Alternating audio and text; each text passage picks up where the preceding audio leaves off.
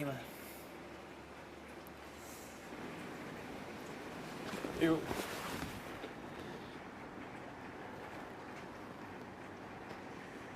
ไม่เป็นไรแล้วนะพี่อยู่ตรงนี้นะผมพลาดแล้วพี่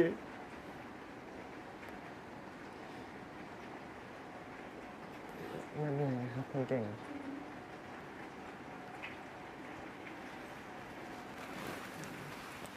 ดูสิ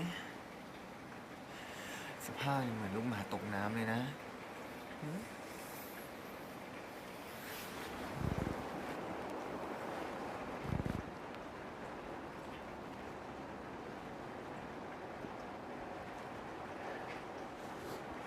พี่อยู่ยังไงครับไอ้น้อง ผมไม่รู้จะทำยังไงเลยพี่